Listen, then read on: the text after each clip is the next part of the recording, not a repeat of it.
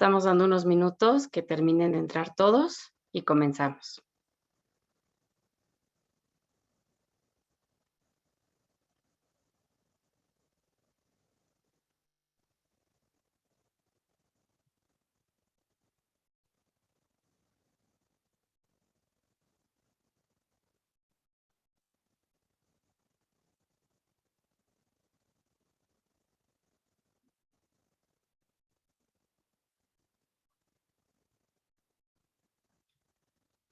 Creo que ya.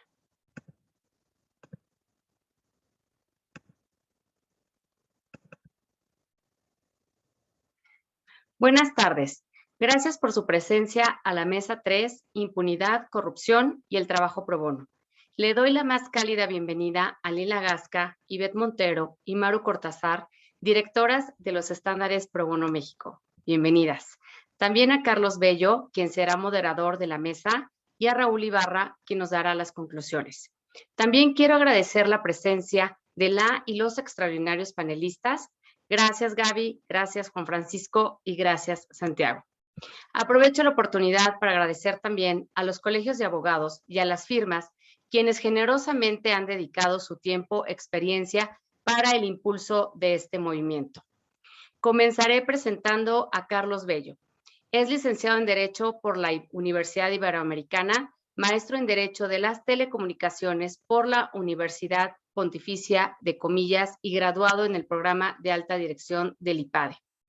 Ha sido reconocido por publicaciones nacionales e internacionales como uno de los mejores abogados de telecomunicaciones en México. Fungió como miembro del primer consejo consultivo del IFT, como vicepresidente jurídico de la asociación Internet.mx. Fue consejero suplente en el CANIETI y vicepresidente del Comité de Tecnologías de la Información de la American Chamber of Commerce y consejero en la Andantel. También le doy la bienvenida a Raúl Ibarra, que es consejero de los estándares Pro Bono México y socio asesor de Chévez y Ruiz y Samarripa. Se me pasó decir que Carlos Bello es también consejero de los estándares Pro Bono México y socio de Bello, Gallardo, Bonecki y García. Regreso con Raúl. Es abogado por la Universidad Iberoamericana y contador público por la Escuela Bancaria y Comercial. Miembro del Colegio de Contadores Públicos de México AC y del Instituto Mexicano de Contadores Públicos AC. Este último otorgándole el reconocimiento de contador público certificado y profesional certificado en fiscal. Es expresidente de la ENEFAC, de la cual sigue siendo miembro activo. Ha sido también catedrático del programa AD2 del IPADE en temas tributarios, del Diplomado de Impuestos y de la especialidad en fiscal de la Escuela Bancaria y Comercial y del Diplomado de Impuestos del Instituto Tecnológico y de Estudios Superiores de Monterrey. Lleva 26 años como catedrático del posgrado de la especialidad en Derecho Mercantil en la Escuela Libre de Derecho. También es miembro de diversos comités y consejos de empresas nacionales y multinacionales y del Consejo Consultivo de la EBC. Asesor fiscal de diversas organizaciones y dependencias del tercer sector, entre ellas la Junta de Asistencia Privada del Distrito Federal, hoy Ciudad de México, de la que también es miembro del Consejo Directivo. Muchísimas gracias, sean todos y todas bienvenidas y les cedo el uso de la voz a Carlos. Bienvenido, Carlos. Muchas gracias, Carla, y buenas tardes a todas y a todos.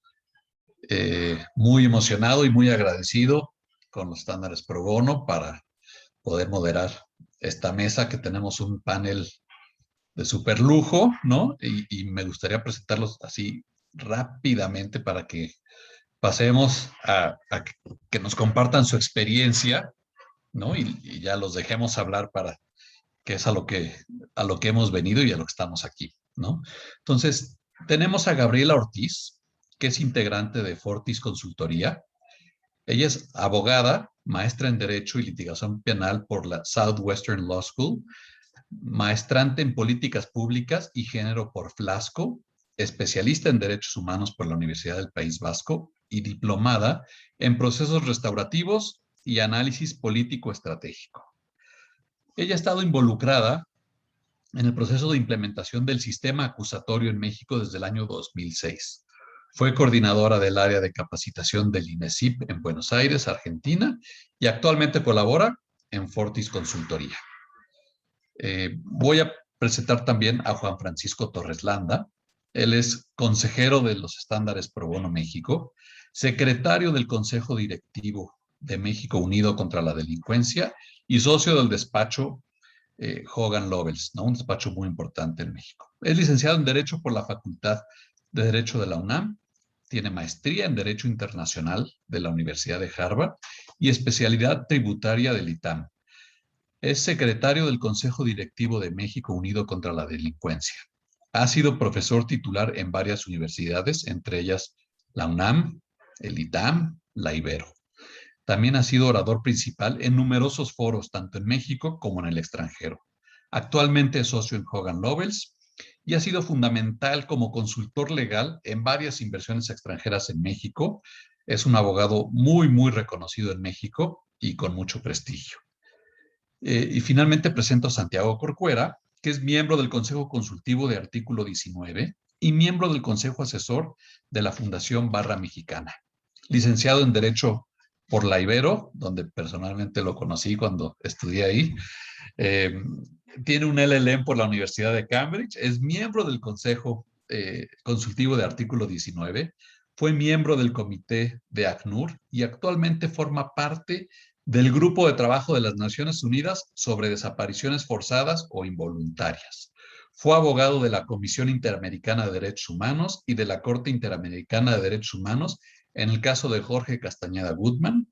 Trabaja para la firma de abogados Curtis, Manlet, Prevost, Colt and Mosley.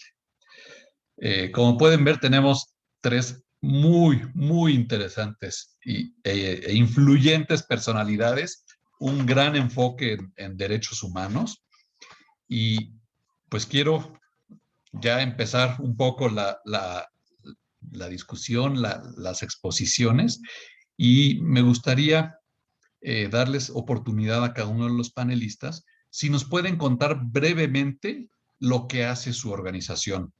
Si no les importa, podemos empezar por Gabriela. Adelante, Gabriela.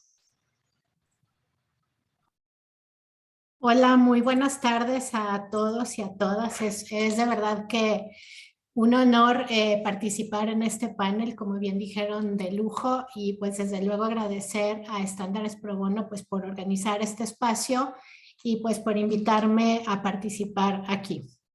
Yo quisiera contarles que, bueno, yo colaboro dando respuesta a la pregunta sobre qué es lo que hace la organización en la que colaboro. Yo estoy en Fortis Consultoría, que es una empresa consultora dedicada a la asistencia y colaboración en temas de justicia penal y seguridad.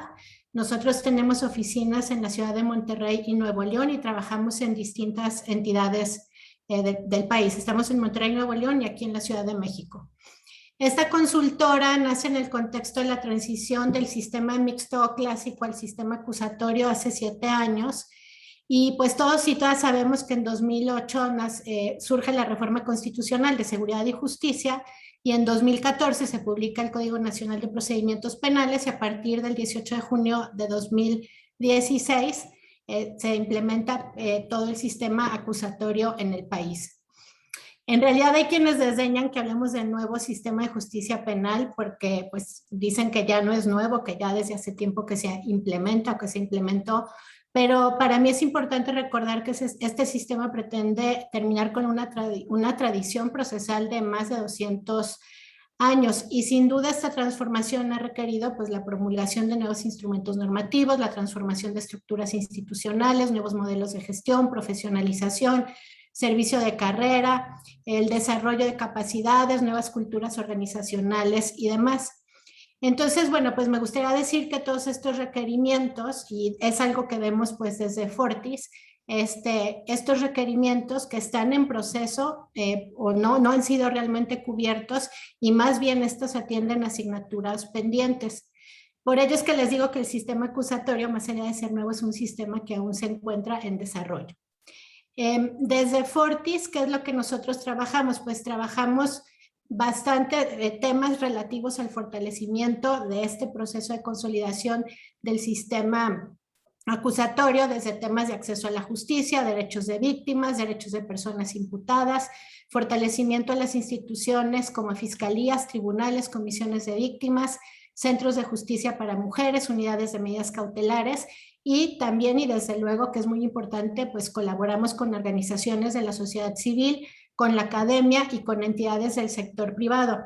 Nuestros temas fundamentales son el debido proceso penal, el sistema acusatorio, los derechos humanos, los derechos de las mujeres, el combate a la violencia de género y a la persecución penal estratégica, entre otros temas. Esto sería como en términos muy generales y bueno, ya después les comentaré puntualmente pues qué es lo que hacemos vinculado a la defensa penal. Muchísimas gracias, Gabriela, por la presentación. Con el mismo tema, ¿no? Juan Francisco Torres Landa, ¿no? Hablando por México Unido contra la Delincuencia, si nos puedes platicar, por favor, qué es lo que hace la organización. Con mucho gusto, Carlos, y trataré de ser muy eficiente, pero la verdad es que le quiero dar mucho crédito a la organización en la cual ya llevo más de 15 años, y para que podamos de alguna manera revisar exactamente todo lo que estamos haciendo. ¿Me pueden decir si están viendo la presentación? Perfecto. Sí está viendo como lo habíamos planteado, ¿verdad? Muy bien. Pues mira, les voy a explicar exactamente lo que hace México Unido contra la Delincuencia y hemos hecho unas láminas. Esto nos mantiene en orden y saber exactamente cómo están las cosas. Lo primero es decirle quiénes somos, qué es lo que hacemos y cómo hemos venido trabajando. La realidad es que México Unido surgió desde 1998. El origen fue pues familias que se vieron lamentablemente afectadas por temas de secuestro y que ante la incapacidad institucional de encontrar respuestas, las familias se unieron en ese momento, algunos otros de nosotros unos años después por circunstancias similares. La institución ha venido evolucionando y aunque originalmente había áreas específicas de atención, hemos hecho ahora una división temática. Estamos, digamos, viendo programas que tienen que ver con específicas áreas que nos parece son importantes para la ciudadanía como tal. De hecho hoy tenemos 26 proyectos que van desde estudios sobre temas, digamos, en materia de delincuencia, algunos otros temas de cómo hacer que las políticas públicas rindan mejores resultados y algunas cuestiones relacionadas justamente con cómo hacer mejor ciudadanía, empoderamientos comunitarios, litigio estratégico e incidencia de políticas públicas. Nuestra premisa es que tenemos que ver cuáles son las causas de los problemas, de qué manera se tratan de resolver y cómo podemos llegar, insisto, a mejores situaciones para un país que lamentablemente, como hemos dicho, el día que digamos que México Unido contra la Delincuencia ya no tenemos programas que agotar, sería una magnífica noticia para el país. Lamentablemente no estamos en esa situación y por el contrario tenemos que ampliar nuestra incidencia en muchas cosas. Hoy en día, por ejemplo, tenemos que pues cada vez tener mayor atención a cuestiones tan importantes como es el feminicidio, como es el hecho de que haya vulneración sistemática de los derechos de las mujeres, como es el hecho de que tengamos zonas donde la violencia se ha exacerbado y llevamos métricas de cómo se lleva a cabo esto. Tenemos un programa permanente ahorita, por ejemplo, de que la militarización en concepto de la institución es una puerta falsa. Es una forma equivocada de cómo lograr mejores resultados y de hecho va a generar una adversidad cada vez mayor ante lamentablemente lo que se ve que es una tendencia que parece no tener fin. Hemos hecho también muchas cuestiones que tienen que ver con monitoreos y revisión de alguna actuación de autoridades. Déjenme, les voy a platicar, digamos, sobre casos más específicos y algunas cuestiones que hemos venido realizando. Asumo que así se ve la lámina, ¿verdad? Algunas cuestiones aquí que les ponemos, por ejemplo, de datos, es que llevamos años y hemos hecho métricas de tal manera que podamos hacer comparaciones a lo largo y ancho del país sobre cómo se comportan, por ejemplo, el caso de los homicidios. Es triste ver que en México estamos acostumbrados a la violencia. Nos parece como que el hecho de que haya homicidios, que haya una tasa muy alta, es como si estuviéramos hablando de que, pues no sé, hay temas relacionados con que hay menos o más vacas o puerquitos en una granja. Estamos hablando de vidas humanas, estamos hablando de seres, de tragedias que se multiplican todos los días. Habíamos logrado, por ejemplo, como país, bajar la tasa de homicidios por 100,000 habitantes hasta 6. Llegamos a estar en 6, 7, que nos colocaba en una situación, digamos, pues comparable con otros lugares, digamos, donde había relativa paz. Esto lamentablemente se ha hecho cada vez más complicado y hoy estamos rozando los 20 saltos, quizá los 30 incluso.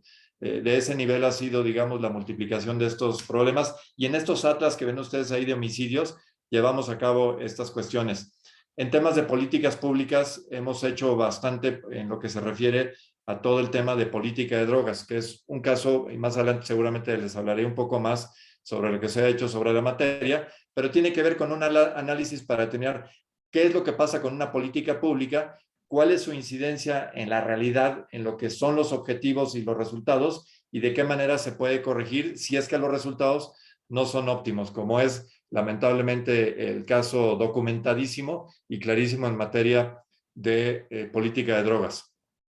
También hemos incursionado y estamos firmemente convencidos de que una sociedad informada, una sociedad debidamente capacitada, es una sociedad más madura y es capaz de tomar mejores decisiones. No podemos seguir bajo la premisa de que el papá gobierno hace todo y la ciudadanía es simplemente receptora. Esto tiene que cambiar, y afortunadamente ha cambiado a lo largo de varios años, en que la ciudadanía es la que debe de incidir, debe ser la rectora de la toma de decisiones, y la autoridad simplemente debe encaminar mejores decisiones, debe tener contabilidad, responsabilidad de sus acciones. De esta manera hemos hecho varias cuestiones justamente relacionadas con de qué manera puede en un determinado lugar concreto, no un tema especulativo, sino ir hacia literalmente las tripas de una comunidad que está emproblemada y tratar de determinar cuáles son los vectores que hacen que esa comunidad funcione mejor. Ahí ustedes ven, por ejemplo, un espacio en una zona súper conflictiva en el centro de la ciudad, en la que muchas veces ni siquiera la policía se atreve a entrar por lo conflictivo, y sin embargo, a base de incentivos, de programas de capacitación y de empoderamiento de las mismas personas del lugar, se logra cambiar el entorno en forma pues muy, muy importante. Otra cuestión es que hacemos es que observamos a la autoridad. No se trata de criticar a la autoridad por criticarla. Se trata más bien de enaltecer y robustecer lo que sí funciona y asegurar que eso no se pierda en el tiempo, y que aquellas otras cuestiones que lamentablemente no dan los resultados deseados o incluso son contraproducentes deben cambiarse. Curiosamente, a veces nos cuesta mucho trabajo que la autoridad continúe con lo que está funcionando, porque lamentablemente lo bueno no es noticia. Y cuando las cosas están, digamos, sucediendo mal, es más fácil hacer que la autoridad se vuelque en favor de resolver lo que requiere una atención inmediata. Parecería ser una contradicción en términos, pero es lo que en la realidad sucede. Entonces, tenemos que tener una incidencia permanente para, insisto, robustecer y reconocer lo que se hace bien, y criticar y proponer que se cambie lo que lamentablemente no da los resultados deseados. Así, por ejemplo, otra área que es importante justamente es este tema del litigio estratégico. En el litigio estratégico lo que hacemos es que provocamos que a través de la intervención judicial se logren resoluciones que ensanchen los derechos humanos, que expandan la capacidad que tenemos como ciudadanos de actuar, que limiten a la autoridad en temas en los que no deben de estar interviniendo, o aquellos otros en los que lo hacen en forma deficiente. Entonces, a través de resoluciones judiciales, y en materia de política de drogas ha sido algunas de las más importantes, hemos logrado que este litigio estratégico, insisto, su principal propósito es que, como un acordeón, expanda los derechos humanos y la capacidad de la ciudadanía. En incidencia política, hemos también atacado fuertemente, ya lo dije, este tema de militarización. Estamos convencidos de que no hay un solo ejemplo a nivel mundial donde esa política tenga un solo gramo de posibilidad de éxito, y por el contrario vemos enormes riesgos. Hemos sido partícipes de colectivos en los cuales justamente se ha procurado limitar, de alguna manera provocar que se limite, y lamentablemente, aunque en los sexenios previos nos habíamos quejado, en este estamos en una condición mucho más delicada, porque la militarización se ha convertido ya no solamente en una política de algunos sectores, sino parece que quieren invadir toda la esfera de actuación, pues todo lo que se pueden ustedes imaginar, no se los tengo que decir, lo vemos todos los días en los periódicos. Algunas cuestiones, y ya voy terminando, hemos también intervenido en algunas cuestiones que nos parece importante que la ciudadanía, y que en este caso nuestra organización, la asociación en la cual me digno participar, tengamos, digamos, incidencia directa en casos de litigio, en los cuales, por ejemplo, el famoso artículo 5º transitorio, que es el que dispone que durante 5 años se utilizaría la Guardia Nacional a través de uso de personal de la Secretaría de la Defensa, pero que se constituiría un organismo eventualmente autónomo y de carácter civil, y sin embargo en los hechos no sucede eso, y de hecho están intentando justamente modificar este quito transitorio para ya quitarse la careta y volver esto una fuerza armada como tal. Y entonces estamos metidos en evitar que esto suceda. Igualmente hemos atacado modificaciones a la ley de la Fiscalía General de la República porque nuevamente están tratando de limitar los derechos de la ciudadanía, están tratando de obstaculizar derechos procesales que ya se habían ganado a través de la reforma de 2008 y la entrada en vigor en 2016, y vemos serias regresiones en esta materia, que de por sí es delicado el estado en que se encuentra el país, como para que además nos hagan todavía más difícil la situación. Voy ya terminando. Este cuadro simplemente les marca ahí, los números son fríos, pero los números te marcan que en los ya pues más de 20 años que llevamos actuando, hay atención a víctimas, hay orientaciones, hay participación en audiencias, monitoreos ciudadanos, colaboraciones con muchas compañías. Un aspecto fundamental es cultura de legalidad. Hemos propuesto y hemos logrado que comunidades, empresas, instituciones, inclusive de gobierno, entiendan que vivir dentro del concepto de la ley y no al margen de la ley no solamente es conveniente desde un punto de vista ético y formal, sino es rentable económica y organizacionalmente. Parece sencillo, pero si no logras ese cambio, el país no puede aspirar a tener una mejor condición para sus ciudadanos. Así es que, como ven en este último, pues tenemos acervos de datos, nos hemos vuelto fuente obligada para cierto tipo de información en seguridad y justicia. Queremos que los ciudadanos sean los actores principales en el país. Ayudamos a que ante vulneración por parte de la autoridad, defender a esos ciudadanos y las causas que justamente hemos dirigido durante mucho tiempo, y utilizar los derechos que la Constitución nos marca. Nunca hemos hecho algo que sea al margen de la ley para provocar un buen resultado. Siempre dentro de la ley, siempre buscando un buen resultado. Y eso es, digamos, lo que hemos hecho ya en tanto tiempo. Finalmente, decir que pues todo esto es fruto de una colaboración plena de muchas personas, y que aunque donamos muchos el tiempo, y vaya que son muchas horas cada semana, cada mes, cada año, requerimos apoyos institucionales, y pues simplemente reiterarles que estamos siempre disponibles y agradecidos con esta oportunidad para hablar de lo que hace México Unido contra la Delincuencia, particularmente también en el área de pro bono, y lo expandiremos un poquito más adelante. Muchas gracias. Muchísimas gracias, Juan Francisco, y pues muchas felicidades, ¿no? Por tantos años, o sea, a ti y a México Unido, ¿no? A la organización, porque son muchos años de esfuerzo, de trabajo, muchas horas de trabajo pro bono y muy buenos resultados, ¿no? Digo, siempre se seguirá necesitando más, pero la verdad que padre que haya este tipo de organizaciones y gente comprometida como tú. Gracias. Paso ahora con Santiago Corcuera. Santiago, pues si nos puedes contar brevemente qué hace Artículo 19 pues, en México, en el mundo, el enfoque que le quieras dar, ¿no? Te agradeceríamos que nos platiques. Muchas gracias. Sí, fíjate que yo quisiera más bien, antes de hablar de mi participación en el Artículo 19, resaltar que soy socio de Curtis Malé, Prevost, Coltan Mosley, y que ese despacho que me ha acogido ya desde los últimos 14 años, es una institución pues muy antigua en Nueva York, y que en México estamos cumpliendo 30 años, pero convencida de la responsabilidad social que tenemos los abogados y las abogadas de destinar parte de nuestro tiempo en labores de trabajo pro bono.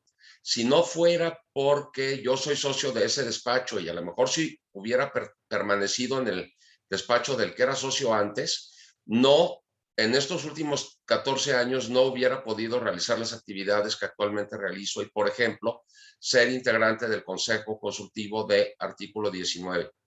En esa calidad, Curtis fomenta que sus socios participen en estas actividades. Mi socio Antonio Prida es consejero de instituciones como Únete o como apoyando también a México, a Mexicanos contra la impunidad y la corrupción, a Mexicanos Primero.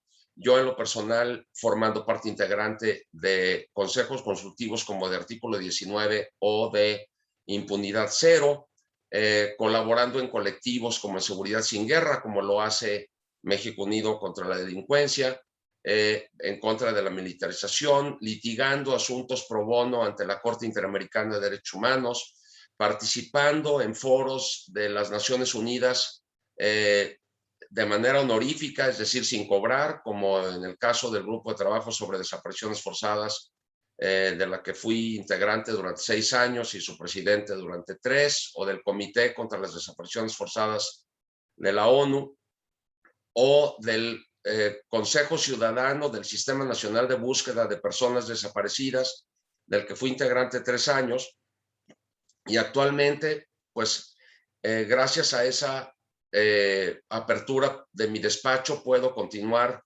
participando en la asesoría de víctimas de personas desaparecidas en México, dado que el flagelo de la desaparición en México parece que no cesa y tenemos más de 90,000 personas registradas como desaparecidas actualmente en el Registro Nacional de Personas Desaparecidas de la Secretaría de Gobernación. Y asesoro a colectivos de personas desaparecidas para, por ejemplo, poder registrar y llevar sus casos mediante acciones urgentes ante el Comité contra las Desapariciones Forzadas de la ONU o ante el Grupo de Trabajo sobre Desapariciones Forzadas. El mayor tiempo pro bono que dedico actualmente está concentrado principalmente en el área de atención a víctimas de desaparición forzada o de desaparición cometida por particulares. Pero también me siento muy honrado en decir que participo desde hace muchos años como integrante del Consejo Consultivo de esta organización que es Artículo 19, que tiene su origen en Inglaterra, que se llama Article 19, precisamente porque el artículo 19 de la Declaración Universal de los Derechos Humanos es la que se refiere a la libertad de expresión. Lo mismo que el artículo 19 del Pacto Internacional de Derechos Civiles y Políticos, que es el que consagra este importantísimo derecho a la libertad de expresión. Esta organización inglesa abrió su capítulo mexicano hace ya muchos años y afortunadamente para mí aquel director que trajo a Artículo 19 a México era amigo mío o es amigo mío y me invitó como integrante del Consejo Consultivo para poder intercambiar opiniones con personajes particular y personalmente dedicados al periodismo. De modo tal que esta organización se dedica principalmente a la defensa de periodistas que son hostigados por sectores gubernamentales o no gubernamentales, precisamente, o que son atacados precisamente por la labor que realizan. Y la organización ha defendido a personajes tan emblemáticos como, por ejemplo, a Lidia Cacho y a otras periodistas a otras y otros periodistas que en razón de su profesión son perseguidos o amenazados. Esa es una de las principales funciones, la protección y defensa de estas personas, pero también la realización de investigaciones muy profundas en torno a la vivencia del derecho a la libertad de expresión, pero también, importantemente, el derecho al acceso a la información. Entonces, esta institución, y ya se me fueron mis 5 minutos, se dedica principalmente a la defensa y protección del derecho a la libertad de expresión en su faceta de derecho, digamos, individual y en su faceta de derecho social, que es el derecho al acceso a la información para fortalecer ese derecho y la protección de datos personales. Y me siento realmente muy honrado de compartir en ese espacio del consejo de esa organización con periodistas respetadísimos y de una calidad moral y una integridad impecable. ¿Sí? Así que me siento yo muy, muy feliz y honrado de poder pertenecer a esa organización. Además de agradecido de que soy socio de un despacho de abogados que me permite realizar estas funciones. Muchas gracias. Al contrario, gracias a ti, Santiago. Y qué bueno que mencionas, ¿no? Lo del despacho donde trabajas en Curtis, que tenga esta apertura, ¿no? Lo mismo ocurre con Hogan Lovells, ¿no? Donde está Juan Francisco, en Chévez, donde está Raúl, y evidentemente en Fortis, ¿no? Donde está Gabriela. En el despacho donde estoy también hay un espacio para el pro bono, y los estándares pro bono precisamente promueven eso, ¿no? Que tengamos esta cultura pro bono y que los abogados devolvamos a la sociedad, ¿no? Con nuestro trabajo. Entonces, qué bueno que haya despachos que tengan esa visión, porque pues todas esas horas contribuyen a una mejor sociedad, ¿no? Entonces, me gustaría preguntarles, Gabriela, ¿no?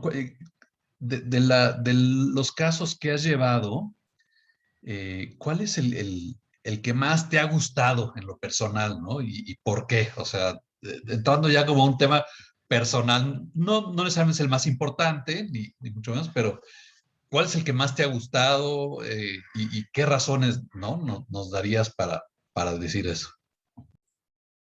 Bueno, muchas gracias. Espero no desilusionarlos con mi respuesta, pero les voy a contar un poco qué es lo que hacemos desde Fortis y particularmente desde Java, que es el programa de USAID que tengo pues el honor y el privilegio de dirigir. Lo que primeramente les aclaro es que desde Fortis no llevamos precisamente casos, no litigamos o no trabajamos como despacho jurídico, sino que más bien nosotros acompañamos y brindamos asistencia técnica. En este caso quisiera comentar 2 puntos. Uno, de la relevancia de contar con defensorías penales públicas fuertes, sólidas y aguerridas. Y por otro lado, también la importancia de visibilizar la criminalización de las mujeres, que es otra de las líneas estratégicas muy importantes con las que nosotros trabajamos. Ambos puntos están relacionados con el trabajo, como les digo, que realizamos desde Java y el programa pues, que implementamos desde Fortis. Así pues, en primer lugar, creo que es sumamente importante entender que en temas precisamente vinculados a impunidad, a corrupción y acceso a la justicia, la defensa penal pública tiene un rol sumamente importante. Y el proceso penal, por principio de igualdad entre las partes, se concibe como, ustedes saben, como un partido de fútbol. Les pido, perdón, un paréntesis, hay una reparación aquí al lado, entonces de pronto si escuchan un ruido, pues una disculpa, que es algo que está totalmente fuera de mis manos. Y bueno, continuando con el proceso penal que les decía que se concibe como un partido de fútbol, por eso se llama adversarial, pues hablamos que fiscalía y sobre todo defensa y quienes participan de los procesos trabajen en mismas condiciones estructurales, procesales y en general que haya aquí igualdad de armas. Y así desde nuestro punto de vista, en la medida que las defensas sean fuertes, se está contribuyendo al combate a la impunidad. No se permitirá que las fiscalías procesen a personas inocentes y hagan correctamente su trabajo. Es decir, que persigan a quienes realmente deben de perseguir y que estén en la cárcel quienes deben de estar realmente en la cárcel. Y también, pues, desvirtuar este discurso que no es cuestión de defender criminales, es cuestión de defender el correcto funcionamiento del sistema de justicia y justamente elevar los estándares de calidad de la misma. Por ello, nosotros hemos desarrollado un programa de defensa de alto impacto donde colaboramos en casos puntuales donde hay flagrantes violaciones a los derechos humanos y al debido proceso Y bueno, de este programa también les compartiré pormenores más adelante. Pero lo que quiero decirles es que en lo que nosotros hacemos es acompañamiento a defensores penales públicos para el desarrollo de capacidades.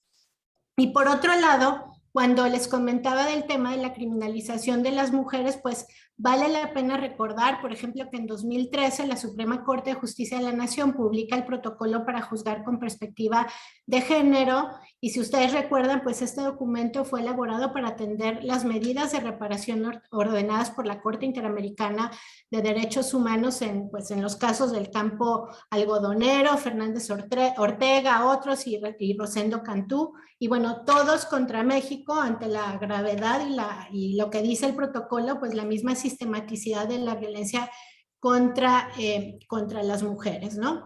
Y sin duda este protocolo ha sido considerado pues un gran avance como en temas de juzgar con perspectiva de género, pero pues también la realidad que nosotros nos encontramos en los estados es otra, ¿no? La realidad con la que nos topamos desde las defensorías y en los casos en los que acompañamos defensa de mujeres criminalizadas, lo que encontramos es que sí, en las fiscalías encontramos estas fiscalías especializadas en violencia de género, violencias feminicidas o violencia familiar, pero no se ha transversalizado la perspectiva de género en el quehacer de las fiscalías.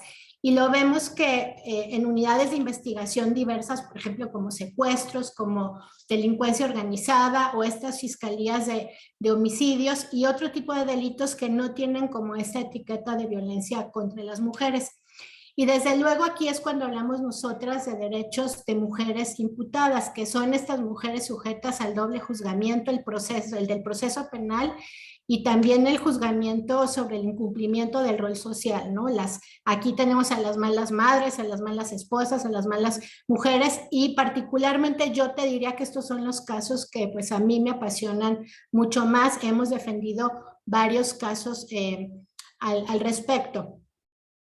En estos casos nosotros acompañamos de manera muy enfática estas violaciones a derechos de las mujeres, donde son muchas veces torturadas, son presionadas, y además estas mujeres son acusadas por homicidios, filicidios, secuestros, desapariciones e incluso acusadas por abusos sexuales, y desde aquí es donde nosotros queremos visibilizar la necesidad de cambiar la lógica de las persecuciones penales y colaborar no solamente a que sea transversal la perspectiva de género, sino también el enfoque interseccional, donde sean consideradas pues todas las vulnerabilidades y estas características que hacen vulnerables a las personas, como las discapacidades, la pertenencia a pueblos indígenas, la pertenencia a la diversidad sexual.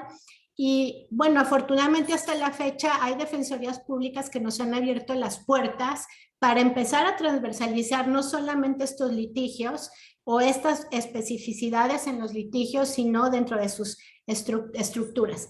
Para no extenderme más, concluyo que puntualmente pues hemos apoyado en la defensa de casos donde mujeres pues han sido torturadas, han sido presionadas. A lo mejor estos casos no son mediáticos, desafortunadamente o por fortuna, no son casos mediáticos, pero son casos donde están las mujeres sujetas a procesos penales sumamente graves. Actualmente acabamos de acompañar un caso donde se obtuvo por fortuna una absolución, y la absolución tuvo que ver muchísimo en cómo en audiencia de juicio se visibilizó que esta mujer históricamente, no digo solamente desde su pareja, sino que históricamente había sido víctima de violencia, ¿no? Por su padre, por sus familiares, por su pareja. Y bueno, pues eso es uno de los retos que nosotros tenemos, y como insisto, lo que me gusta es que acompañamos estos casos a nivel local, y son casos que al final de cuentas están desarrollando capacidades en las defensorías públicas penales. Muchas gracias, Gabriela, y qué bonito que se trabaje en poner condiciones pues equitativas, ¿no? De por sí el número en México de hombres y mujeres pues es casi 50, así un poquito más arriba mujeres, creo. Por cierto, muy bonito tu perrito o perrita, no sé, y muy bien portado, no, no ladra, ¿no? A veces no. Juan Francisco, pues platícanos, ¿no? En tu reunión, pues no sé si de algún asunto o qué área o qué es lo que, yo sé que todas las actividades son importantes, pero alguna que te atraiga mucho por lo exitosa que ha sido, o por lo difícil, o lo que tú quieras comentar, ¿no? Pero compártenos esa experiencia personal. Gracias, Carlos. Sí, en efecto, aquí se mezcla mucho justamente la labor y la vocación personal, pero también con muchas emociones. Dicho sea de paso, también en descargo, le voy a copiar a Santiago y Hogan Lovells ha sido extremadamente generoso para muchos de nosotros que tenemos esta inquietud, este gusanito de justamente hacer más que simplemente devengar la quincena y regresar algo a la comunidad a la que nos debemos, algunas cercanas, algunas más lejanas, pero al final del día un país que es un mosaico bien complejo, riquísimo en muchos sentidos y paupérrimo en otros. Entonces, quiero hacer ese reconocimiento público que es real porque además es de todos los días. Nos da una gran flexibilidad.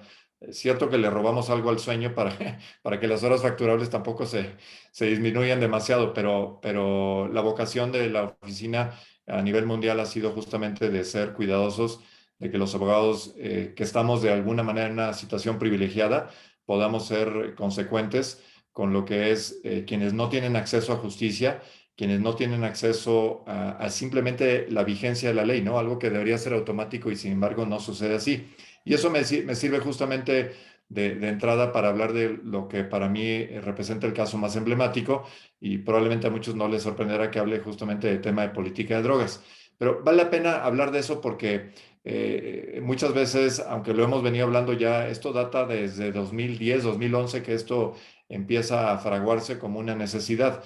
México Unido contra la Delincuencia, como les expliqué, surge de la inquietud de varias familias que se ven impactadas por el flagelo del secuestro y que deciden que esto no puede ser simplemente una materia de testimonios o de permanecer pasivos y ver a cuántos otros de nuestros miembros de la familia, conocidos, vecinos, etcétera, pues impunemente se les puede marginar de su libertad y eventualmente quitarles la vida. Y parece ser un tema trágico, de hecho lo es. Y justamente en esa visión es que la organización dijo, oye, algo tenemos que hacer para que esto no siga ese mismo derrotero. Y después de mucho batallar nos dimos cuenta de algo, que la constante era que la delincuencia organizada gozaba de una potencia financiera que les permitía justamente dedicarse no solamente al secuestro, sino a muchas otras actividades. Pero el secuestro pues tiene una huella indeleble en las personas en las que lamentablemente esto tiene incidencia. Hicimos un foro internacional en febrero de 2012 que nos disipó cualquier duda. Efectivamente, había una relación directa entre delincuencia organizada, potencia financiera y monopolio a través de una política prohibicionista como la que lamentablemente en el país se ha venido todavía ejerciendo con una draconiana disciplina, cosa que quisiéramos ver esa disciplina en otras cosas, la verdad, y no en esto.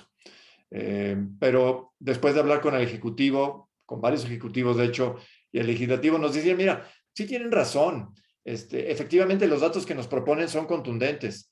La política esta es un desastre. Estamos derrochando recursos sin ningún tipo de resultado. Pero ¿tú crees que yo voy a decirlo públicamente? No, hombre, estaré loco. Yo nunca voy a decir que me equivoqué. Yo lo voy a seguir y pues ahí vemos a ver que a alguien más le toque, ¿no? Oye, pero ¿estás consciente de que esto lesiona a familias, destruye comunidades, empodera a quienes no deberían estar en este tema? Pues sí, pero ese costo político no me toca a mí. Y francamente, ante esa frustración, nos dimos a la tarea de decir, bueno, ¿y qué más? Y hubo momentos en que dijimos, pues mira, a lo mejor no nos toca cambiar y este tema, pues simplemente es una monolito, es la piedra de Bernal, ¿no? Que por mucho que la empujes, pues no se va a mover un centímetro. Pero a través del trabajo multidisciplinario y con el trabajo justamente y el intercambio de opiniones, decidimos que el Poder Judicial tenía que intervenir en esto. El Poder Judicial no es un órgano de consulta, pero sí es un órgano que dirime controversias y que por lo tanto puede establecer quién tiene la razón en tratándose de una controversia. Pues aquí la genialidad que proviene, insisto, de la lluvia de ideas de México Unido, pero también con otras organizaciones como el 6, donde está mi buen amigo Andrés Aguinaco, en varios cafés, o tés, en mi caso yo no tomo café, pero nos sentamos y dijimos, oye, ¿cómo le hacemos para que esto funcione? Y pues dijimos, oye, ¿y qué tal si creamos un club canábico? El club canábico pide una autorización para funcionar como tal, la COFEPRIS nos va a decir, estos cuates están locos, les voy a negar su permiso porque están probablemente ya haciendo uso del insumo y no saben lo que están pidiendo, y pues les vamos a negar el permiso. Y de esa manera pues acaba, oh sorpresa, la negativa del permiso nos daba materia para justamente justiciar si efectivamente esa negativa estaba bien sustentada en derechos fundamentales, concretamente derechos humanos y un análisis, digamos, expansivo, convencional y pro homine que se permite a partir de la reforma de 2011. Entonces nos lanzamos en esa aventura, francamente no con un apoyo, digamos, contundente de muchos estudiosos que decían, están locos, eso nunca va a avanzar. Al primer juzgador que llegue lo va a desechar por notoriamente improcedente o los van a tildar de reaccionarios, etcétera.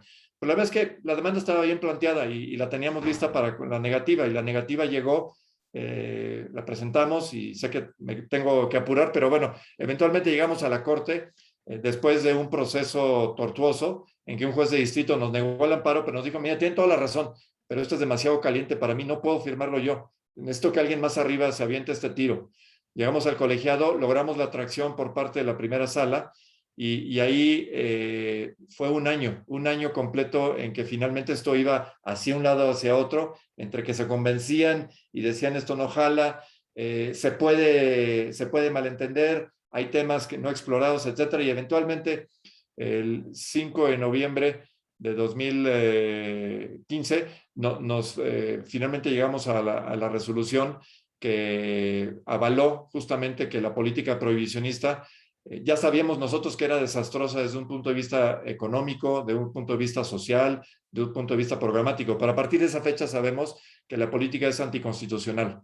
Y eso fue un cambio dramático, porque esas mismas personas que yo había señalado que no nos tomaban las llamadas o que nos decían, sí tienen razón, pero no vamos a hacer nada al respecto, no habíamos salido de la sesión de la corte y empezó a sonar el celular en forma incesante. Oye, ¿por qué no nos reunimos? Ya lo pensamos bien, creo que sí es necesario que platiquemos sobre esto, ¿no? Fue así como entre cómico, dramático e irónico, porque parecía que pues les habían cambiado el chip, y no, lo que cambió fue que hubo un pronunciamiento del máximo tribunal y que esto generó una dinámica importante, ¿no? A la fecha no se han realizado todos los cambios que debieron haberse hecho tan rápidamente, no se hicieron en el sexenio pasado, hubo cambios en materia farmacéutica, etcétera, en 2017, y sin embargo se tardó nada más 3 años en expedir el reglamento para que esto fuera funcional. En otras materias como son usos industriales y personales, hay una reticencia para legislar. Y aquí la tragedia es que mientras en materia jurídica y en materia de mercados sucede lo mismo que en la física, los vacíos no existen, se llenan. Entonces, en esta materia de drogas, la regulación que no llega por parte de la administración la impone la delincuencia.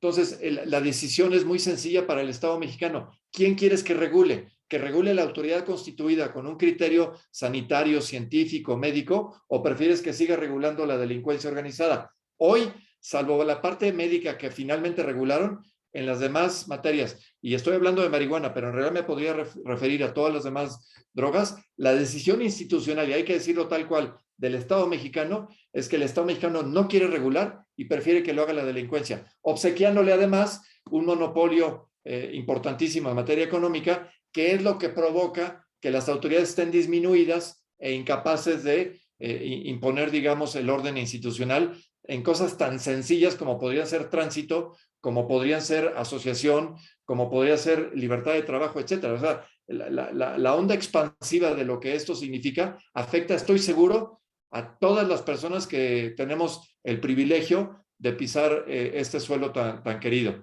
Entonces, por eso es que este asunto para nosotros es tan importante y es una lucha permanente, porque no hemos llegado a la meta, porque lamentablemente, insisto, las autoridades y las actuales no son la excepción, no tienen el carácter, digamos, y la visibilidad de ver que esto sí es importante, y no, por ejemplo, perdón, pero me tengo que referir a ello, a la estupidez de iniciativas de energía eléctrica que lo que quiere hacer es destruir al país. O sea, tienen la posibilidad de construir algo que sea realmente emblemático y que nos ponga, digamos, en la vanguardia de cómo hacer las cosas bien, y no, queremos dar pasos hacia atrás. El recurso más importante que tenemos en los funcionarios es el tiempo. Lo que les pedimos, utilicen el tiempo en cosas productivas, no en cosas que no tienen sentido. Entonces, el llamamiento que yo haría aquí es, de una vez por todas, eliminemos esta política pública que ha sido tan nociva y no perdamos el tiempo en cosas que realmente son absolutamente inaceptables y que nos podrían generar un daño generacional realmente muy preocupante, porque esto podría tener efectos durante 20 o 30 años. Creo que los que estamos aquí probablemente no veremos la salida de este túnel si siguen tan malas noticias, pero nosotros seguimos en política de drogas y estamos convencidos del bien que esto le hace al país y a todos los que creemos en la seguridad y la justicia. Gracias. No, muchísimas gracias a ti y se nota que sí es un tema que te apasiona, que padre lo que cuentas y no sientan presión de tiempo, ¿eh? O sea, yo la estoy pasando muy bien y prefiero escuchar así, no se presionen. Mientras oiga este tipo de relatos, yo estoy súper contento.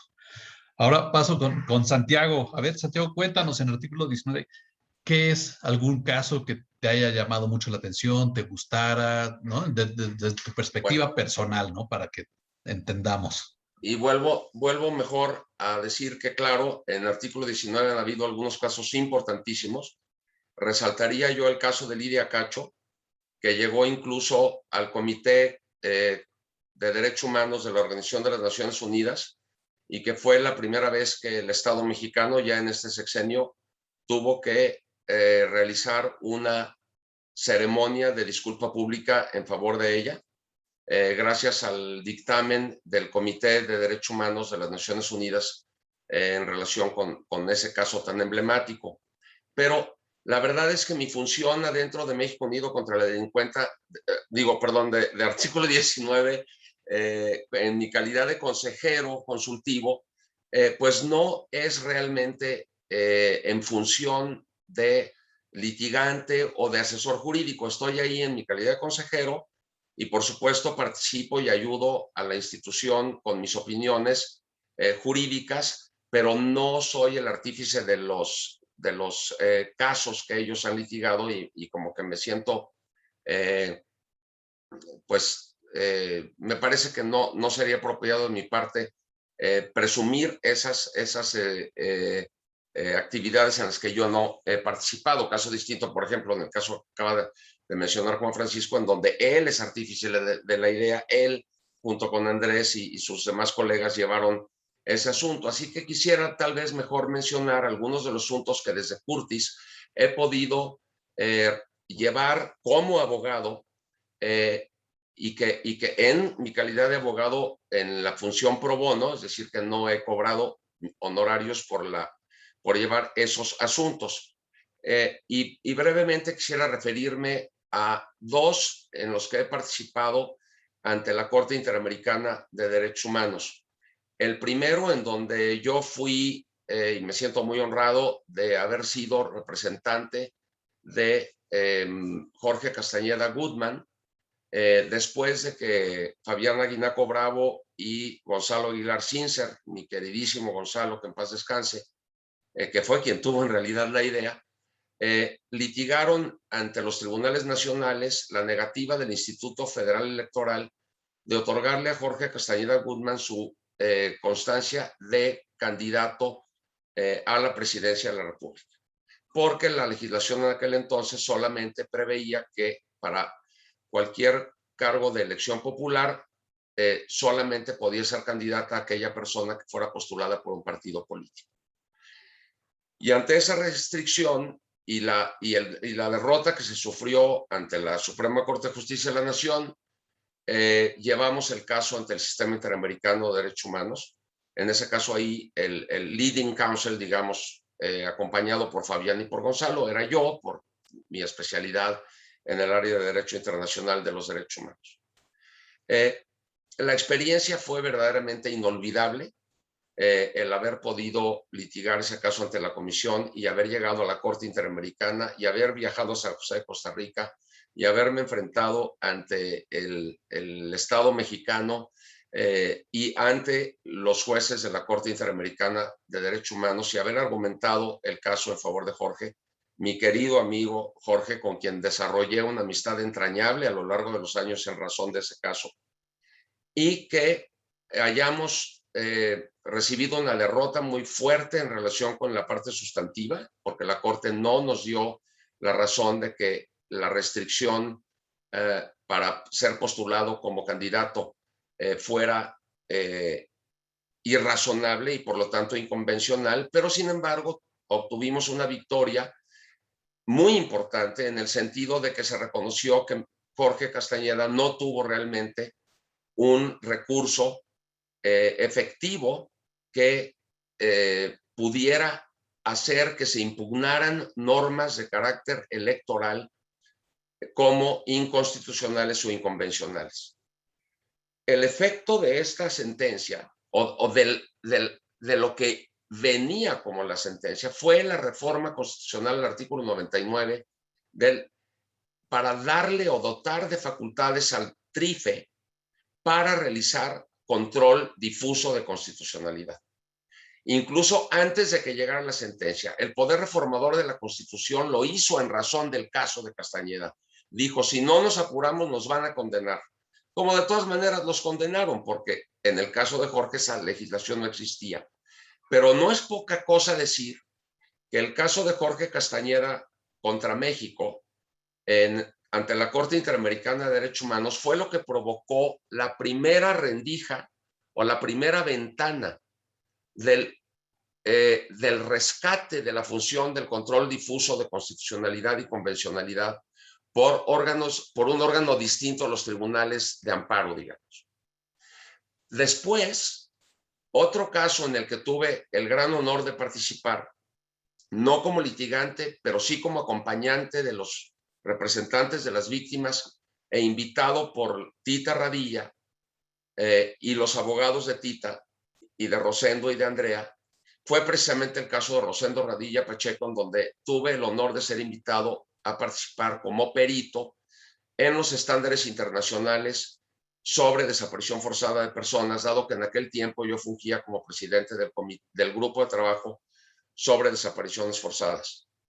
Ese caso y mi participación como perito y la elaboración del peritaje es una de las experiencias que también considero más honrosas, más desafiantes y más importantes que haya podido yo realizar en mi calidad de abogado para tratar de influir en la mente de los juzgadores sobre ciertos temas que por fortuna cristalizaron de manera muy adecuada. No estoy, por supuesto, tratando de insinuar que gracias a mi peritaje la Corte resolvió de un modo o de otro, pero sí que mi peritaje tuvo algo que decir en relación con los temas tan importantes que esa sentencia resolvió respecto de México y la influencia que la sentencia de Rosendo Radilla ha tenido en el desarrollo expansivo de muchos temas en el orden jurídico mexicano. Es innegable.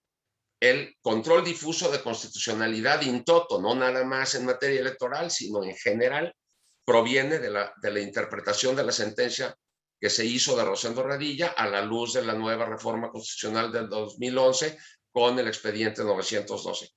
La declaratoria de nulidad de una reserva formulada por México a una convención internacional y que la Corte Interamericana la haya considerado ilegal y que la haya considerado como una reserva que no es no puesta y que se haya declarado competente la Corte para cuestionar la participación de la